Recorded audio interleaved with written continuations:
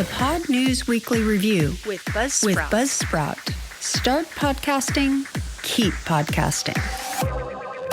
We've got a power supporter joining us. Her name's Rockie Thomas. She is the Chief Strategy Officer over at SoundStack. Rockie, hello. How are you?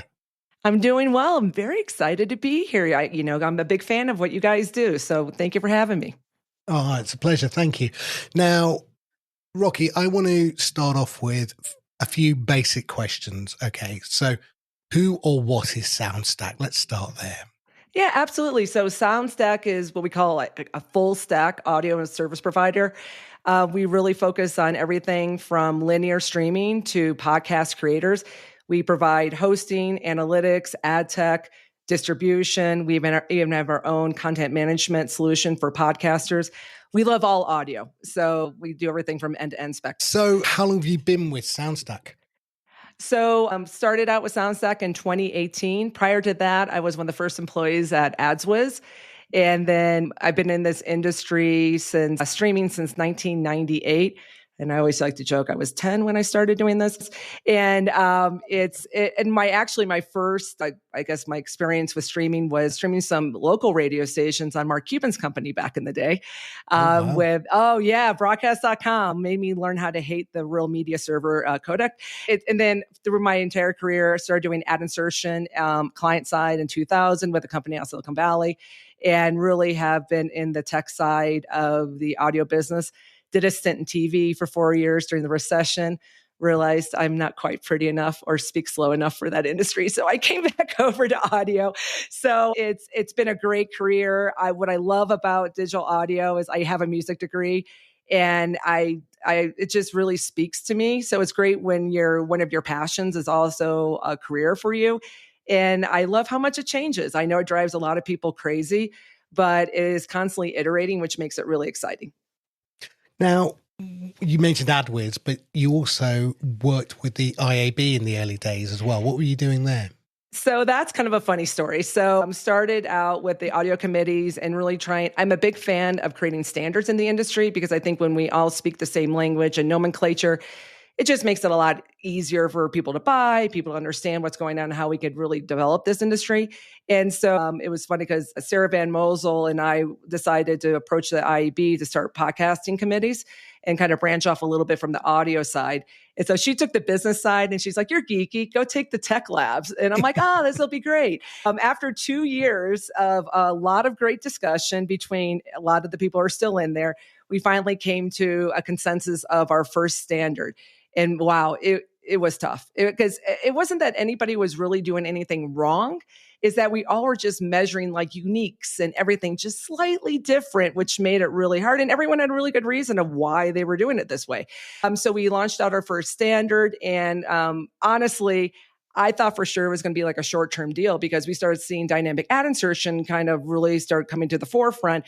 And the major reason we are having those download measurement standards at the IAB Tech Labs is so we can count ads that are embedded within the download. So I just thought it was going to be a short-term issue. Fast forward about 10 years, we are still talking about it.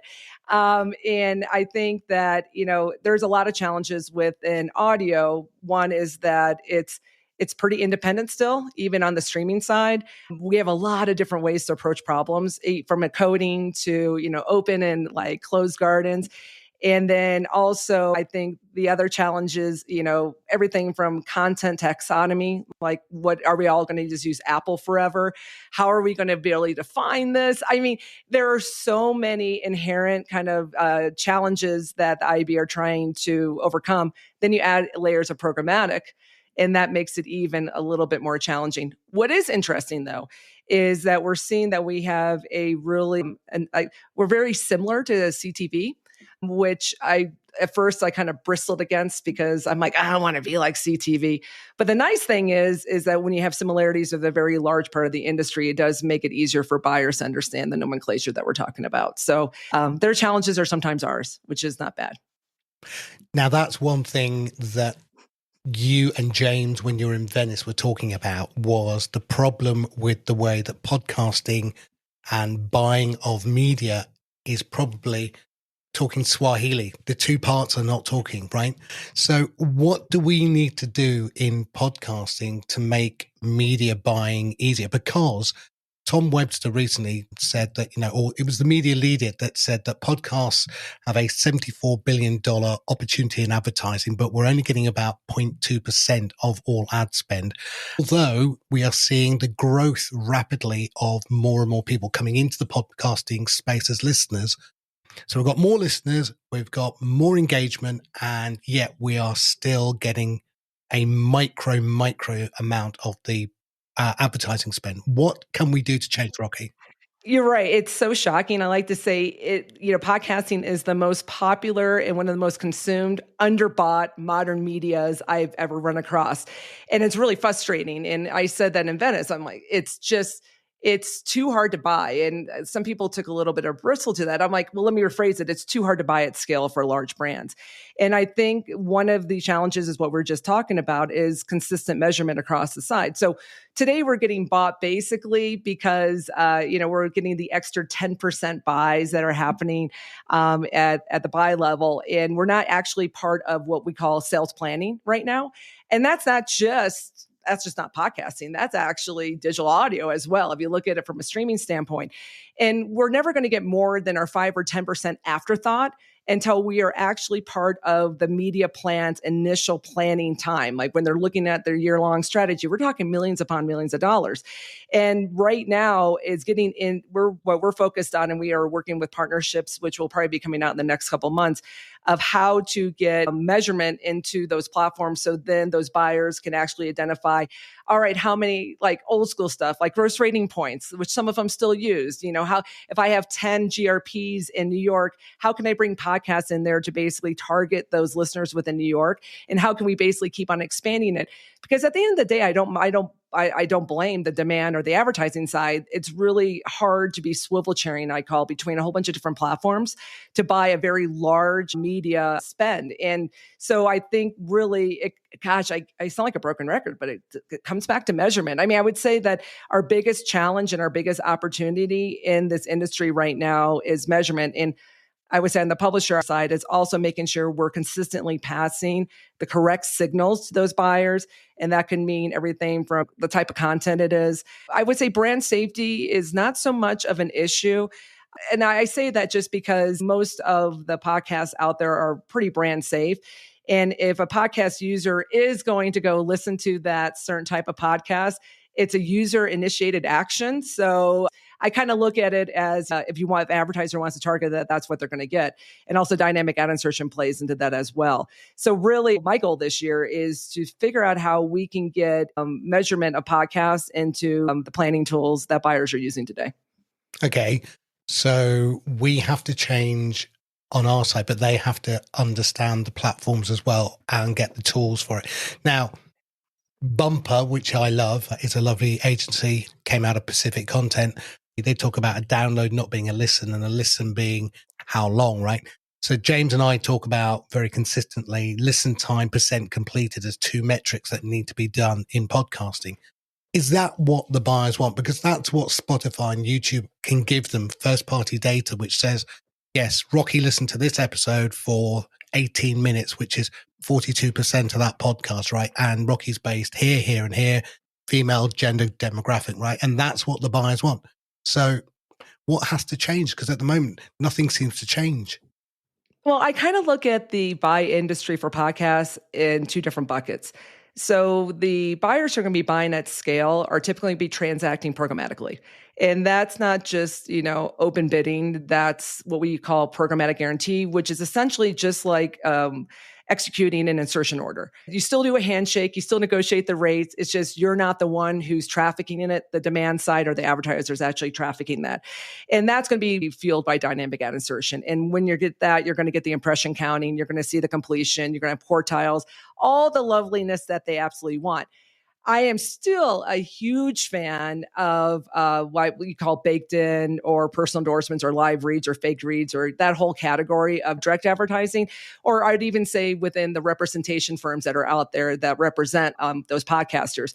Because the reason is that direct really does work because you're able to really craft that creative. And when I sold radio in my career, I sold air. And so I didn't have a list. And back then, all you had was yellow pages, and you used to take categories. And so my shtick was that I would interview every on-air, primetime, on-air talent, find out where they ate, slept, lived, and then I would go to those places and do personal endorsements. I find that when they're already passionate about the brand, it's crazy. And really, we're getting to an area because of all the privacy issues and the data issues. The trend right now, and it's pro and con. I'm not sure if I stand in one camp or other. It's really about outcomes. And I think the advertisers are truly looking at the outcomes of their advertising, which really bodes well for podcasts because we've been so DR, direct response focused for so long. It's really trying to tie those two together. For many years, I tried to launch a programmatic marketplace at AdsWiz called Podwave 10 years ago. And I had national public media. I had great advertisers ready to go. I could not get the podcast publishers to come on board yet. It was just way, way too soon. And now I'm seeing the inverse. I think a lot of podcasters think that programmatic should be 100% of their advertising. And sometimes that could work. When I say programmatic, I'm talking more open, not really programmatic guarantee. And I believe that you should always try to have a direct or a representation business working with a podcaster. And then the programmatic, if it's open bidding, is kind of like it's the extra fill, the yield optimization you should be doing. It's symbiotic. They should really try not to be one or the other. And I think that we have to think of it like that, especially as new opportunities come up with, I'm a big fan of possible hyper-local coming up here. And I think there's great opportunities across the bounds for podcasters. So given your radio background, and radio, I think, has 15 minutes in the hour of ads, saturation, we're not there with podcasting. Now, again, Tom Webster's talked about 3 ads per podcast, an hour podcast. Do you see in 2025 people upping that to 5, 6 and competing with the saturation of radio? I do, and I wish they wouldn't. And I am a hobby economist because I'm not trained, but I do. That's my thing. Is I like to research, economics, and I think we're kind of doing a slight disservice when you keep on adding more spots to an ad break. The problem is that you're adding more supply. My old local sales manager is in the back of my head saying, increase rate, basically constrict the supply so you can increase the rate on the demand side of it. I know that's easier said than done when everybody else is opening up all their spot sets and they're getting more money. But I think what happens is, and I'm noticing it more myself because I listen to such a wide variety of podcasts across the whole ecosystem, is that it is going to impact how people are going to want to listen. And when they know that you have a 2-minute spot break, they're going to take out their phone and they're going to skip versus having a 30 or a 60-second spot break. What is going to be your influence of pain? Are you going to go ahead and open it up? And I think when we keep the breaks tight, I'm a big fan of a 15-second ad. I know that's really tight, but I find that we really have an ADHD transactional brain nowadays. And I think that people really like to have concise messaging. And I think that's one of my biggest challenges with personal endorsement or live reads is the guys don't hold tight to like a clock when they're doing their reads. And I've heard 2-minute Casper ads sometimes. I'm like, oh my gosh, guys, you got to keep it tight. Oh, and then also hearing the same bullet point creatives going over and over. The beautiful thing about live reads is they're not supposed to burn out on creative. And they're starting to burn out. And that's where I think it's an opportunity to mix up the creative, have a different challenge, find out the first demo, the second demo, the tertiary demo, make sure you're making a message towards that, just because at the end of the day, it increases your outcome, which is going to increase the ability for you to get bought again. Do you see AI ads being a better way of then staying within those boundaries? Create the script, have it AI driven, change the voices, make it a little bit different, but you don't have the fallibility of humans who are going to then drift over in your amount. You say that Casper mattress ad goes from 15 seconds to 2 minutes. That's a bad ad, but an AI is never going to drift. So do you go back to that format? Yeah, I think the way I look at AI voicing of, because I almost call it like dynamic creative to some extent, is I think there's great applications for it for certain types of advertisers and certain types of outcomes that people want. I'm never a person who's going to be like, I'm cut and dry on it. I think every situation is different. I do think that we should be testing it because I'm curious. And then also, how do people feel if it's the announcers or the talent's voice being synthesized into AI? I also look at it from a different point of view. Would it be exciting if you had a global brand that you could actually, switch to the correct language for that listener? I think that could be possibly exciting. Again, it'd have to definitely be a larger global brand or brand that's in that country. But I think there's definitely applications for it. I don't think we should be too myopic to say that, it's going to kill the talent. I don't know. I think there's room. We're such an emerging still industry. I think right now we need to be testing and seeing what's really working the best for serving not only the publishers, but also in creators as well as the advertisers in demand. Well, we will see what happens. Now, one of the other areas... Why are you against it? I'm kind of curious. What's your view on it, Sam? Yeah, I think one of the trust points of podcasting is the host. You tune into the regular host and you build, I think Alberto from RSS.com called it parasocial, a one-way relationship with the host because you hear so much about their life through the form of the podcast, but you then form a picture around that person, but they don't know who you are as a listener, let's say. So you have a trust relationship with that person. So if you then break that trust relationship with an AI, I think that's going to sort of juxtapose against the listener. Oh, that's not what I expected. No, I'm not sure I'm comfortable. I don't know. I don't know either. I think it's going to be interesting. I think also that it really depends on the type of flavor of your podcast. Yeah. Like I think certain ads are, more accepted on certain types of how the flavor and the flow of a podcast is. I think it's always really jarring when you're, having it's an interview, it's very chilled, and all of a sudden like a FanDuel ad comes in and kind of yells at you. So I think it really comes down to like the tonality of the podcast. Mm-hmm. So that's why I'm never really cut and dry on everything. And some podcasts, the hosts just don't have that type. They're more informational. They're more educational. I'm thinking of some of my economic podcasts I listen to. I don't feel like I have a relationship with the host as much as I have a relationship with the content that they provide. And I have a respect for the content they provide. So it's a little different. I think it's tough, right? Because there's so many different flavors of podcasts, right? So the one thing, and we won't be able to go into a great deal of depth here because it's too out there for the moment. But one of my beliefs is that the reason that users skip ads, and that's who the advertiser wants to reach, right, at the end of the day, is because their time and attention is not valued by the ad that's delivered.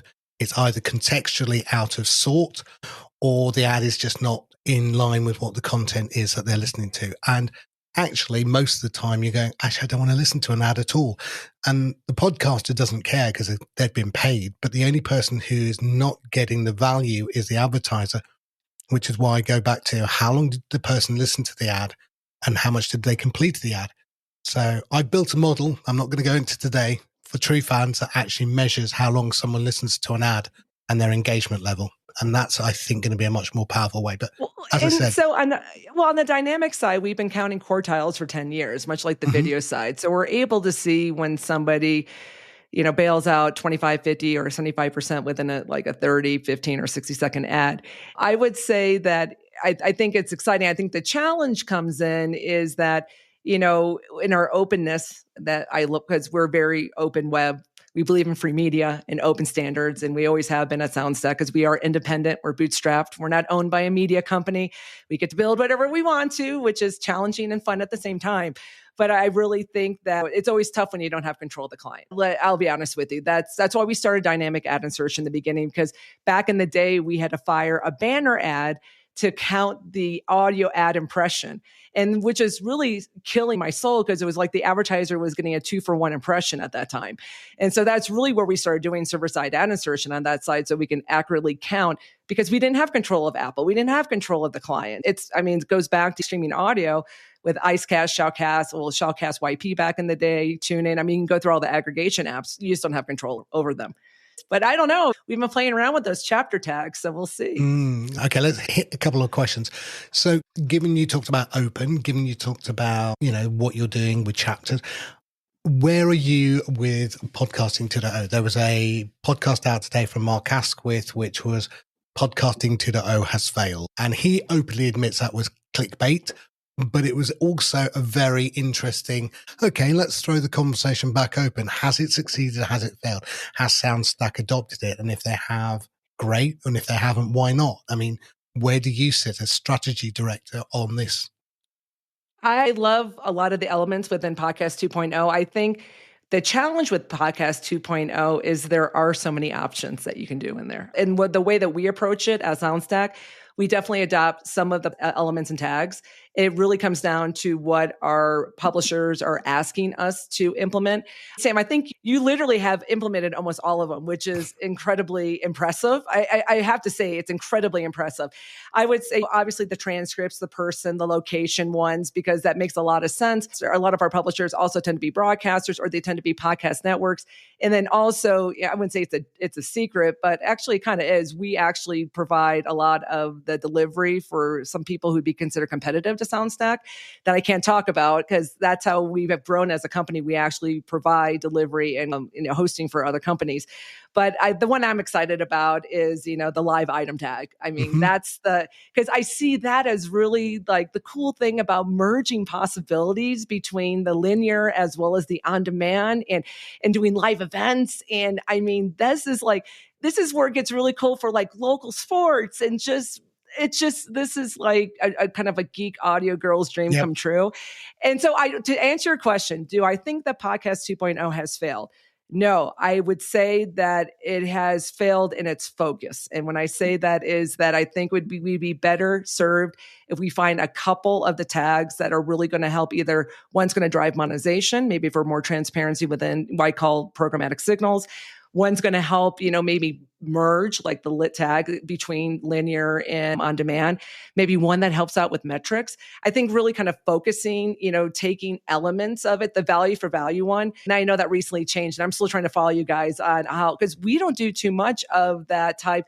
Most of our clients are enterprise clients. I understand that like the concept tip jar and trying to get that in there. But I'll be honest with you, I still do the credit cards with you guys just because I'm on Pocket Cast, which is I feel like a newer 2.0, but it's definitely not like the True Fans app or some other stuff that we have out there. I think I'm equally giddy and excited about Lit as you are. One of my predictions for 2025 was that it will go big finally. Adam and Dave do a live show every Friday night. Todd Cochran and Rob Greenlee do a live show. There are many that are doing it. I think you've seen Netflix get into NFL. You've seen Amazon get into football and soccer in this country. You've seen RSS.com nearly got into it fully. They adopted the live tag, but they didn't put a server capability, an HLS server or an Icecast server into it. And I think that's what's missing right now. I think I've talked to James about the field construct for the live item tag, start time, end time, name of URL for the server, all that is too geeky. For the average user, they need to just simply go to a host and go, I want to go live, a bit like StreamYard did or a bit like Riverside does, right? I want to go live, click that button, and in the background, it does all the geeky stuff for you. They don't need to know how to do that. And so I'm really hoping hosts will start to provide their clients, the podcasters, with that one-click access to live. And then I think you'll see more people adopting it. Well, and that's why I think that SoundStack is really, this is why we get real excited about it, because this is really in our sweet spot. Because we know the Icecast, Shoutcast, we just launched our own stream server with HLS, and we're still iterating and developing on streaming, protocols. And we just look at it as for efficiency and how we can, balance out our own network that we own. And so we get excited because we're finally seeing that we could really help out the industry because we are those people who are independent, who want to help out creators, who actually have incredible deep knowledge on streaming protocols. And, I was listening to, I think it was maybe a podcast 2.0 or one of them with those guys. And I could feel their frustration of figuring out metadata within Icecast or Shoutcast. And you're right. People think digital audio is all the same. It's not. It's audio, but the delivery mechanisms are so different. And how can we at SoundStack help bridge that gap a little bit is something that I'm really excited about and where I'm working on, because I've been on revenue forever and I love making revenue and I love making publishers success. I like paying publishers. I like seeing them continue to grow, because I'll be honest with you, they're the heroes. If we don't support publishers, we don't really have an industry anymore. And I don't think people kind of think about that. We can have an industry that's basically driven by the mega companies, and we'll be back to where radio was, circa 1996. And I don't think we really want that. I think we want to keep independent voices thriving. And that's something that we're excited about too, because we want to help out the industry with our knowledge. We actually really understand that. And I would say we probably need a little bit more Podcast 2.0 people to kind of work with us so we can figure out how we can help make it easier, because you're right, it is deep geeky. Yeah. Given where SoundStack is with its radio background and with its podcasting, so are you saying that you are going to enable those radio stations to use medium equals radio, for being a little bit techie for a second, but fundamentally they will then have another channel to market? So as I said, when I had my own radio station, we would do DAB, but we would do web, Alexa, and Lit wasn't around, but we had a Shoutcast server that would broadcast through those channels. And all I'm hoping is that radio stations and people who run them, like yourselves, go, yeah, no, don't worry. We're going to add one more distribution channel for you. It's going to be called a Podcasting 2.0, or it's going to be called just, live item tag, or whatever you want to call it. And you don't need to do anything. You need to broadcast as you're doing today, your shows, and we'll distribute it for you. That's exactly. And then conversely, we think it's really exciting that we've already done beta tests with podcast networks of stacking their content in a linear form. So not only is it the ability to go full streaming when you are going live, but also how can you archive that? So I have a lean back experience. So and this is not going to work for all podcast creators. Some of them have great evergreen content that I could probably listen to, like how stuff works for 2 years and not have a repeat of their content. I mean, how gasoline is made does not change that much, So I mean, I think that it really depends on it, but I think it's also really exciting because I can start seeing verticalization. Then we even see, how can we take music stations? We have 4,500 music publishers on Live 365. How can we get possibly podcast content shows within that streaming, and this sounds familiar, Sam, it should, because it's how radio has been running. No, it's what I've been shouting about. It's like... It's syndication. Yes, it's like if the content doesn't have to be live, it can be live schedule, but it can be recorded into the live schedule. And it's so basic. Yes, we are very much the fans of create something really cool once and let us help you distribute it as many different ways as you possibly can.